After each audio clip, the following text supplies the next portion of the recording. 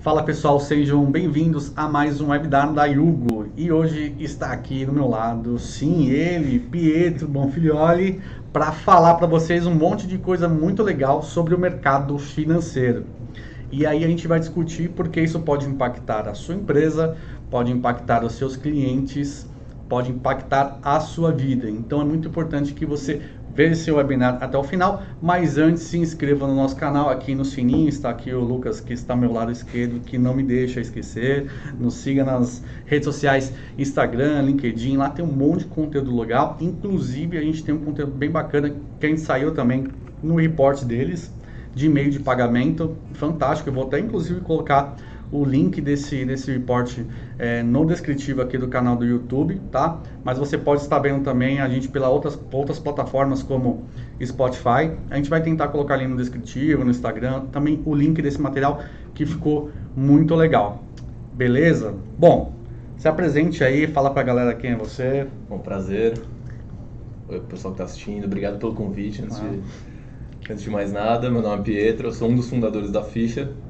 A Fisher é uma venture builder, que a gente chama uma fábrica de startup, e a gente é focado em fintech. Então, eu e meu sócio, a gente veio de mercado financeiro e a gente procura fazer produtos para empresas de mercado financeiro. Então, a gente foca bastante em B2B, sempre agregando tecnologia. E com o tempo, a gente começou a desenvolver alguns materiais, que foi até o que a gente fez em parceria, conteúdos mesmo sobre fintechs e sobre o mercado de tecnologia de forma geral. Inteligência artificial, blockchain.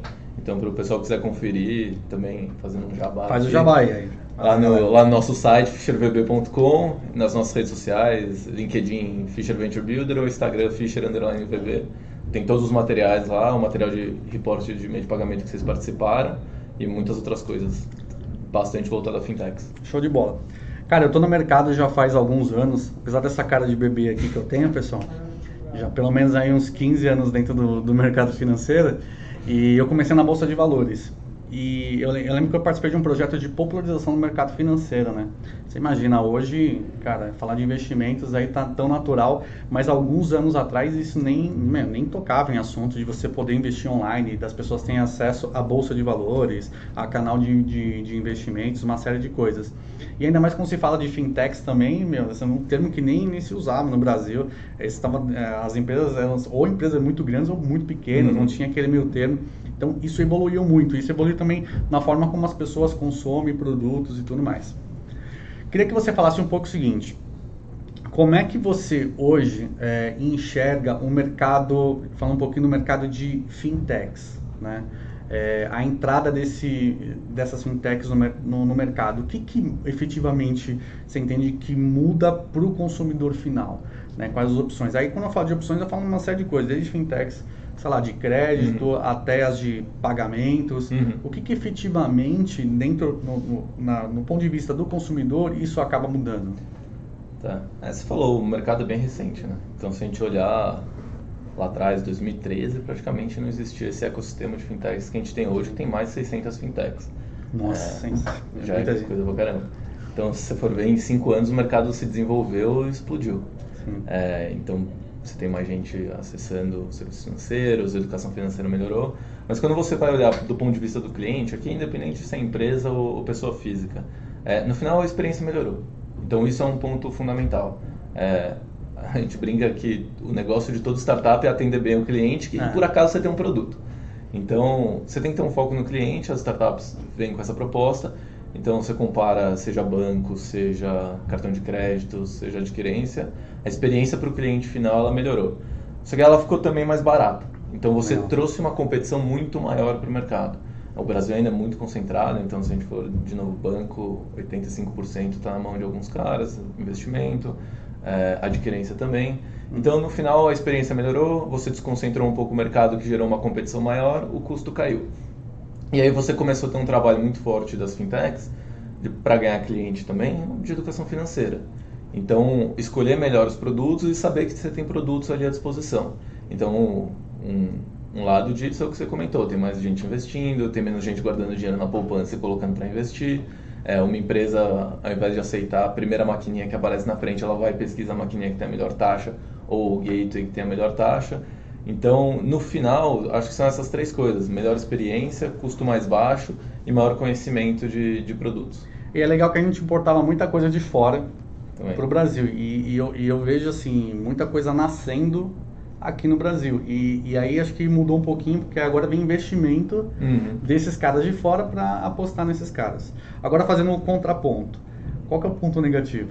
Que é assim, pô, maravilhoso, o consumidor hoje tem mais opção, ele tem um custo mais acessível, mas quais são os pontos negativos que você enxerga isso? Desde o do atendimento até o produto final. O que isso pode impactar de forma negativa? Você tem, então, o negócio das fintechs é um negócio de risco. Então, startup, por si só, é um negócio de risco.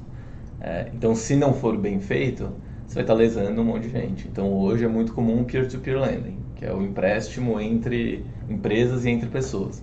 Se não é uma coisa bem estruturada, você vai lá achando que você vai ter um rendimento de 5% ao mês, e vai quebrar a cara. Então, a educação financeira, de novo, é importante. A gente viu o Bitcoin há pouco tempo como um exemplo disso. A tecnologia do blockchain é fantástica. Ela pode ter um monte de uso. Mas quando você chega e começa a investir num negócio só porque ele está subindo, um monte de gente caiu nessa e lá no final de 2017 tomou uma paulada. Então, é normal, de todo mercado novo, você ter um ciclo ali de empolgação, mas tem que ter em mente que é um negócio de risco. Mas de forma geral, acho que o balanço é bem positivo, assim. Se você fosse dar uma dica para as empresas, né, que estão nos assistindo, o que você falaria para que esse cliente, fidelizar esses clientes que estão entrando? Sou uma fintech, quais as dicas que você de repente fala, cara, você precisa prestar atenção em alguns pontos? Quais seriam esses pontos que você recomendaria para a galera? Para um cliente de uma fintech, por exemplo. Da fintech ou mesmo. Para fintech, qual é a dica da fintech? E depois a gente vai para o cliente. Putz, eu acho que então, evitar um pouco dessa euforia. Evitar de... Todo empreendedor é empolgadaço, ele ama seu negócio. Mas você tem que deixar muito claro para o seu cliente quando esse negócio representa um risco. Uma coisa muito legal, e é o que a gente está fazendo aqui, é gerar conteúdo para esse cliente. Ensinar esse cara. Educação financeira, a gente já evoluiu, mas a gente ainda está muito longe do ideal. Então, você ensinar para esse cara como ele usar seu produto, por exemplo. Então, não é porque aqui eu disponibilizo Bitcoin para você comprar na minha plataforma que você vai sair comprando todo o seu patrimônio em Bitcoin. Você não vai investir todo o seu patrimônio em quase nada, tirando o pessoal que quer investir tudo em renda fixa. Então, você ensinar o cliente a usar seu produto também é super importante. Inclusive os riscos. Exato. Então, tudo tem risco, principalmente quando a gente está falando de investimento. E quando você olha para a visão do cliente, hoje você tem milhares de fintechs, ofertas a rodo dentro do mercado, e eu tenho algumas questões que eu quando vou contratar uma fintech eu faço, mas eu deixo a bola para você, depois eu complemento. Quando vai se contratar uma fintech, o que é interessante olhar na hora de uma contratação de uma fintech? O que você acaba olhando? Cara, primeiro pesquisa muito. Hoje a gente tem você falou, tem muita opção, você fica até meio perdido. Mas você tem muito conteúdo na internet de gente que já usou isso. Então, por exemplo, Reclame Aqui é um site fantástico. Você entra no Reclame Aqui, você tem uma noção de quantas pessoas aquele negócio desagradou, se ele desagradou um monte de gente, mas depois resolveu o problema. Então, a internet ela é maravilhosa para isso. YouTube, Google, tá cheio de informação sobre os prestadores de serviço. E tentar conversar também com os clientes daquele negócio. Então, por exemplo, a Yugo. Você vai usar a Yugo? Conversa com quem já usa a Yugo, pergunta como que é. Com certeza você conhece alguém que usa. Então, faz sua lição de casa, não sai contratando assim a rodo, ou não seja impactado pela primeira propaganda que você vê, pesquisa um pouquinho. Exato. Reclame Aqui ajuda muito, conversa com quem já é cliente, que evita bastante você se decepcionar. Nessa briga de fintechs, quem fica? Quem que você acha que determina, que fica? Aí é a pergunta do milhão. Cara, eu acho que no fundo é a experiência do cliente. Tudo tende a ser cada vez mais fácil. Então tende a ter cada vez menos barreiras. Então você vai comprar um produto, você quer comprar em um clique. Você vai investir, você quer investir em um clique. Então, e ainda mais com vindo Open Banking por aí. Então Open Banking, só para a gente contextualizar, o Banco Central está implementando aí algumas normas E basicamente o Open Banking transforma o cliente no dono dos dados dele. Então, por exemplo, se eu tenho minha conta num banco grande, esse banco ele vai ser obrigado a compartilhar minhas informações com qualquer outro banco, qualquer outra fintech que pedir. Então, no final, eu estou menos preso à instituição. E hoje é muito fácil, né? Para você trocar de banco, você deleta um aplicativo e instala outro. É simples assim. Com o Open Banking vai ser cada vez mais fácil. Então, de fato, você tem que focar muito na experiência do cliente. Porque os produtos, tem um monte de gente oferecendo cartão de crédito, investimento. Então, no final, quem atender melhor o cliente vai ser quem vai sobreviver. Falando um pouco já de Open Banking, a gente já puxa um gancho aí. O que você acha que vem de tendência de fintechs para 2020? Quando você fala, por exemplo, de pagamentos, o que você acha que vem? Quando você fala de investimento, o que você acha que pode vir aí de uma tendência de inovação para o mercado, que isso pode, enfim, ajudar aí quem contrata esse tipo de produto? Acho que então, o Open Banking está programado para implementar em 2020. Tem uma outra coisa que está vindo por aí, que é o pagamento instantâneo. Então, imagina que você tem nas wallets hoje, que você transfere para o seu amigo na hora, você vai poder fazer isso com qualquer wallet. Então, se eu tenho conta num banco e você no outro, eu vou poder te transferir dinheiro na hora com custo muito baixo. O equivalente, não é o equivalente, mas é o substituto da TED hoje, por exemplo, que é um inferno. Então, acho que para esse próximo ano, a gente, apesar de não estar implementado e em pleno uso, as empresas já estão se preparando para isso. Então, está todo mundo lançando QR Code, está todo mundo lançando uma wallet, está todo mundo já mudando suas políticas para deixar o cliente mais dono dos dados dele. Então, acho que daqui para frente, você tende a ver cada vez mais empresas não financeiras entrando nesse setor, porque também está mais fácil você fintechizar a sua empresa.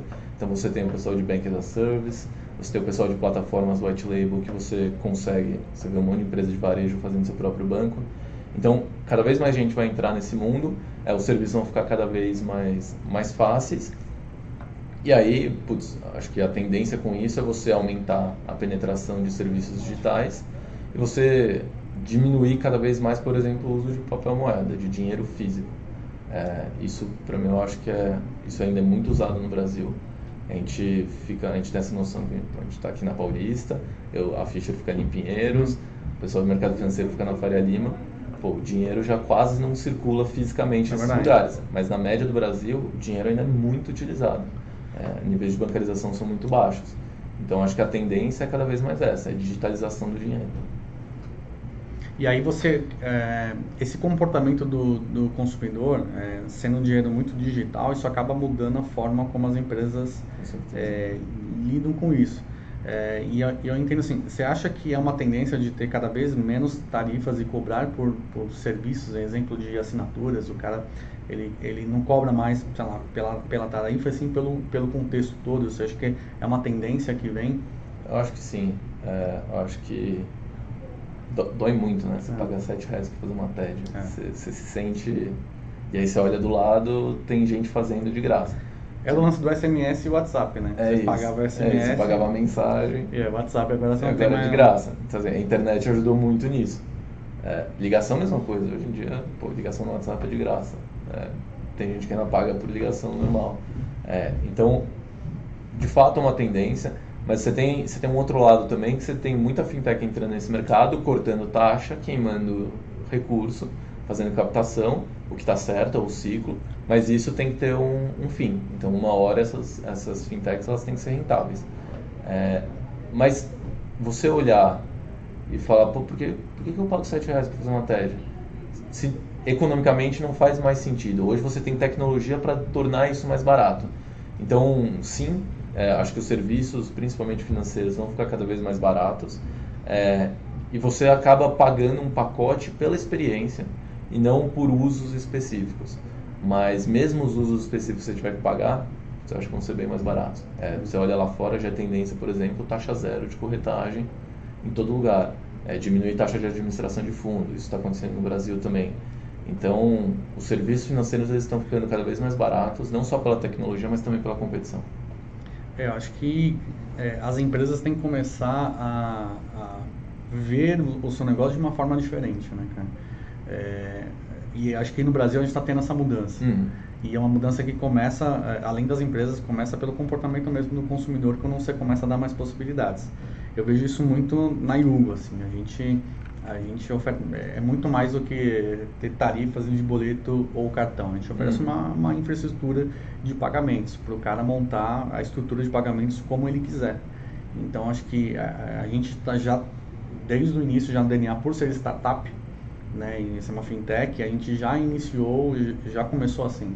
Cara, a gente vai entregar uma solução, e não vai entregar, tipo, que, sei lá, não falando de bancos, mas, pô, ficar cobrando tudo e a todos, né? Então, tipo, boleto aqui só se o cara efetivamente só cobra se ele liquidar ali o pagamento. Então, estou dando exemplo aqui da Yugo, mas eu acho que é uma tendência das fintechs ser mais flexíveis nesse sentido. E também o conceito de caro ou barato ele é muito relativo, né? Porque antigamente o pessoal estava acostumado em ser caro e não te atender. Pô, se é uma coisa que te atende, facilita a sua vida, deixa o seu negócio mais eficiente, pô, talvez você pagar não vai ser caro, porque no final você está ganhando em outros lados. Então esse conceito de caro e barato, a gente está num momento onde está todo mundo concorrendo por cliente, então está uma competição muito feroz, então está todo mundo reduzindo o custo. Mas acho que o mercado está entrando num modelo mais racional e aí você tem que parar para ver e falar, pô, mas isso aqui, se eu pago R$10 e me gera 20 de benefício dentro da empresa, pô, vou pagar R$10, porque o outro talvez eu pague 1 e só é custo. Então, no final o negócio tem que te atender. E aí, se ele vai cobrar, ele tem que cobrar proporcional ao valor que ele te gera. Mudando um pouquinho, ainda na parte de pagamentos, você acha que bitcoins, criptomoedas, é algo que vai ser algo mais presente, inclusive das empresas poderem assentar mais esse tipo de moeda, porque eu vejo ainda no mercado muito vamos falar, marginal, né? Assim, é um mercado que todo mundo ainda, não quero porque você usa as moedas tradicionais. Se isso virar uma realidade, passarem a assentar e regularizar, o que você acha que acaba impactando? Porque eu entendo que vai ser um negócio meio louco, assim, né? Porque, pô, você vai ter real, você vai ter criptomoeda e um negócio que hoje já alguns lugares eu sei que tem, por exemplo, alguns bares, tem bar aqui na Vila Madalena, hein, que aceita Bitcoin. E aí, cara, acho que quando começa a mudar esse negócio vai virar muito louco. Como é que você enxerga essa mudança, ou para você ainda é meio nebuloso? Cara, boa pergunta. Semana passada a gente teve um evento e aí quando começou a sessão de perguntas, isso virou um tópico polêmico, quase de discussão da plateia com os painelistas. Mas a gente teve uma experiência engraçada que foi a do Facebook, de tentar fazer a Libra, que é uma moeda para ser usada nas plataformas do Facebook, então Instagram, o próprio Facebook Messenger, WhatsApp. Porque você tomou uma baita porrada de um monte de regulador.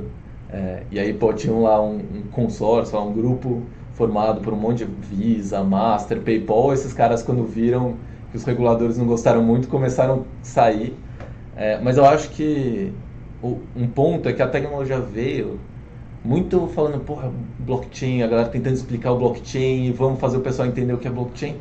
Pô, o pessoal não entende o que funciona por trás do cartão de crédito, por que precisa entender o que é o blockchain por trás do Bitcoin? Então eu me preocupo muito com a aplicação. Então, se por trás está rolando o blockchain ou uma liquidação normal, se o cliente está sendo bem atendido, não faz mal. Mas é fato que as criptomoedas têm um potencial gigante de redução de custo. E não só redução de custo, e aí é uma parte nebulosa, que é de acabar com barreiras. Então, você pode pagar em Bitcoin aqui, nos Estados Unidos, na Europa, no Japão, e é o mesmo Bitcoin. Ele pode não estar, pode estar na sua wallet física, pode estar numa exchange, mas é a mesma moeda. E eu acho que o mundo ainda não está preparado para isso, muito em função de, o câmbio em si, ele influencia muito nas políticas econômicas dos países.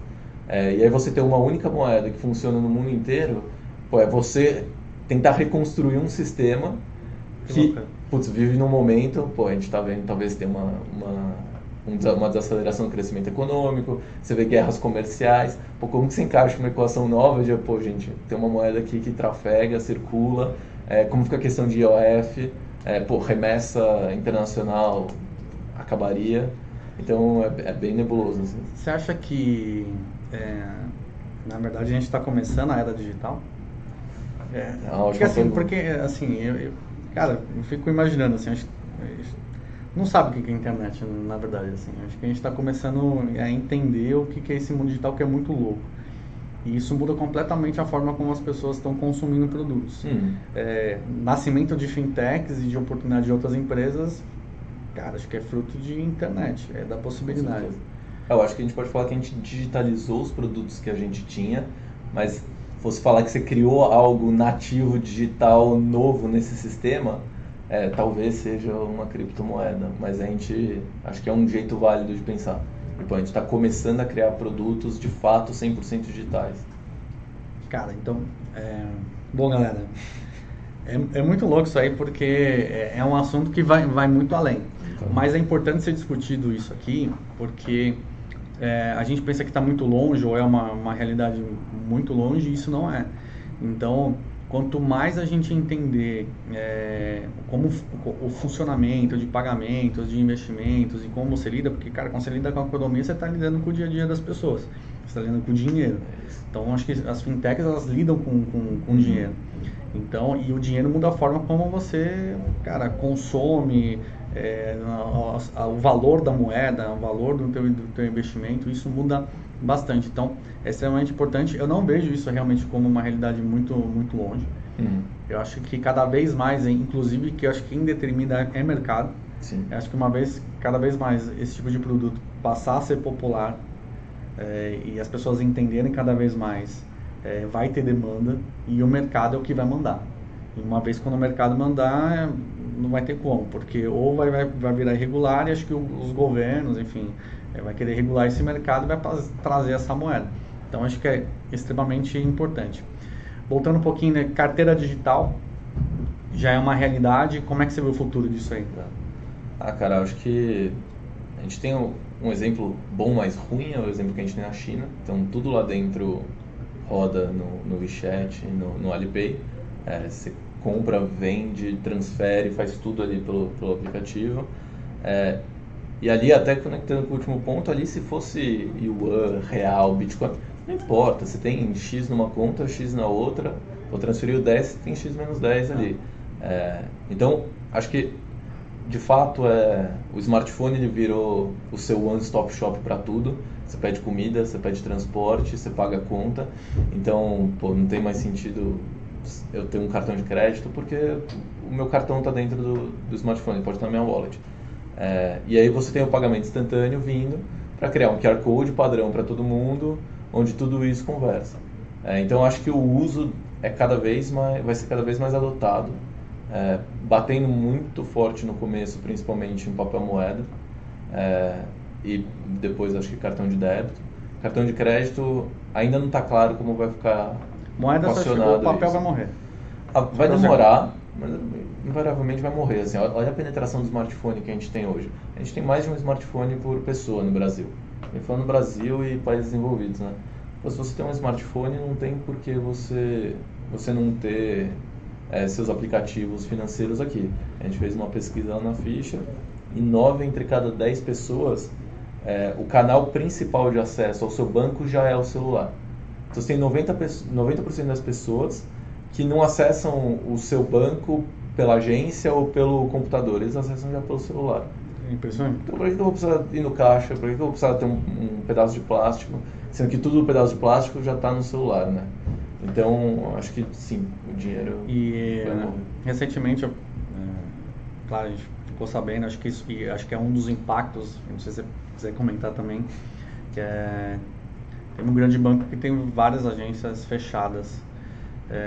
Você acha que isso é um impacto por conta desse comportamento? O consumidor, o cliente não está indo mais para a agência e acaba que não é mais necessário ter uma agência para receber, uma vez que esse comportamento mudou? Eu acho que sim, muito do fechamento das agências em função disso. A agência ela sempre foi um canal muito forte de distribuição dos produtos dos bancos. Então você vendia crédito pela agência. Hoje você não precisa mais. E para os bancos, e aqui pensando o banco como empresa, não é ruim, porque a agência é cara, precisa de manutenção, é perigoso você ter dinheiro na agência, você gerir o dinheiro de uma agência, você tem que ir lá pegar a moeda, trazer a cédula, né? Trazer a cédula, fazer a segurança, aí pô, tá cheio ou vazio, você tem que trazer um carro forte para fazer a logística disso. Então, o custo de agência é muito caro para os bancos. E eles estão querendo cada vez mais que de fato se digitalize tudo. E o consumidor também, porque a experiência, ninguém gosta de uma experiência da agência. Você não gosta de ir lá, passar na catraca, colocar a sua mochila no armário, aí tirar tudo do bolso, ficar lá sentado esperando. A experiência é horrível. Horrível, horrível. Então, acho que o consumidor ajudou muito a começar a matar as agências. As agências são muito importantes ainda no Brasil. Então, você pega principalmente fora aqui de São Paulo, interior, a agência ainda é um canal importante. E tem muita gente desbancarizada, né? Exato. Então, a gente fala de nível de bancarização de 60% a 70%. Medir isso é difícil até. O que é um bancarizado? Exato. É uma pessoa que tem um cartão pré-pago, uma pessoa que tem uma conta, é uma pessoa que só usa a conta dela para receber o salário e sacar e faz tudo em dinheiro. Ela é bancarizada? É uma questão, acho que importante. Mas sim, é muito importante a agência, mas ela é um custo muito grande para o sistema. Então acho que é natural que cada vez a gente tenha menos agências. Quando você fala disso, esse aqui o assunto vou dar pra gente, mas eu vejo cada vez mais o mundo digitalizado, o maior valor é dados, porque são esses dados circulando. Então, pô, uma vez que eu tenho tudo digital, eu sei exatamente ali, pô, quanto que está transacionando de dinheiro, porque no papel fica difícil. Mas quando você joga isso para o digital, pô, você consegue entender tendências e comportamento. Como é que você enxerga dessa forma também? O dado vai ser a coisa mais rica que a empresa vai ter daqui para frente? É esse o valor que as empresas vão ter? Você tem aquela máxima de que o dado é o novo petróleo, né? Então, dado hoje é muito importante. Você faz precificação com base em dado, precificação de crédito com base em dado. Nenhuma startup, nenhuma fintech faz um produto sem fazer uma pesquisa e entender bem o seu cliente. Só que a gente está ao mesmo tempo, tanto a LGPD, que é a Lei Geral de Proteção de Dados, quanto o Open Banking, a gente olhou para um momento onde era muito comum você falar, pô, pega o dado do cliente e depois você decide o que faz com ele. O importante é você pegar o dado. Hoje já não é bem assim. Se você for pegar o dado do cliente, você vai ter que explicar para ele o porquê você está pegando o dado e vai ter que perguntar se ele vai te dar esse dado. E acho que o cliente também está percebendo que fala, pô, eu só vou dar o meu dado se eu tiver um benefício claro nisso. Não que ele não vá dar dado. Tem pesquisas que mostram que 2/3 mais ou menos dos clientes estão dispostos a dar o dado se eles tiverem um benefício. Então, pô, por que eu vou dar meu histórico de faturas para você se você não vai me dar um crédito mais baixo, por exemplo? Então, sim, o dado ele vai ser cada vez mais importante, mas acho que não o dado em si, porque o dado vai cada vez mais ser do cliente e não da empresa que nem é hoje. Acho que como você usa esse dado, isso sim vai ser o diferencial. Então, você ter bons modelos de precificação e de entendimento do seu cliente, aí sim é o diferencial. E é assim que eu encerro mais este webinar. Acho que a gente falou coisas bem importantes aqui, acho que do mercado de tendências, falando de Bitcoin, de dados, de uma série de coisas que eu acho que podem ajudar você efetivamente na gestão da sua empresa ou até você mesmo consumidor. A gente está na era do dado, da informação, então é importante que você preste atenção nisso, que você tenha cuidado com os dados do seu cliente e também com as suas informações. Isso é extremamente importante na condução de um negócio, principalmente quando você dá um bom atendimento, uma boa experiência e respeito para o consumidor. Eu acho que isso que cada vez mais a gente segue o mercado. Então, ou seja, hoje o cliente ele tem a opção de escolher a empresa que ele quer. Então, ele não tem problema tipo de mudar de um banco grande para um banco pequeno. Ele tem esse poder de escolha. Então, cada vez mais eu acho que atendimento e qualidade é o que vai fazer as empresas ficarem no mercado, serem sustentáveis e crescerem. Recados finais? Acho que você resumiu super bem. Hoje acho que esse crescimento das fintechs, você tem cada vez mais opção e você tem que de fato procurar onde te atende melhor. Não é algo pré-definido, tal empresa atende melhor todo mundo. Acho que cada um tem um perfil diferente. E tomar muito cuidado, pesquisar muito. A gente tem muita informação disponível. Pesquisa bastante, acho que o último dado interessante é que o Brasil é líder mundial em phishing. Então as pessoas elas ainda caem muito naqueles e-mails, falam, olha, dá sua informação aqui, clica aqui. Então, pô, pesquisa. Seu dinheiro é importante. Uma coisa que a gente falou lá atrás, não tem ninguém que não é impactado pelo sistema financeiro como um todo. Todo mundo recebe salário, todo mundo usa dinheiro para comprar as coisas. Então, pô, pesquisa, presta atenção, procura entender o que está acontecendo e vai atrás de quem te atende melhor. Fala o site de vocês aí, quem quiser pesquisar, saber um pouco mais sobre a empresa, baixar os e-books que vocês têm lá, infográficos, um monte de conteúdo. www.fishervb.com, no LinkedIn Fisher Venture Builder e no Instagram Fisher_VB.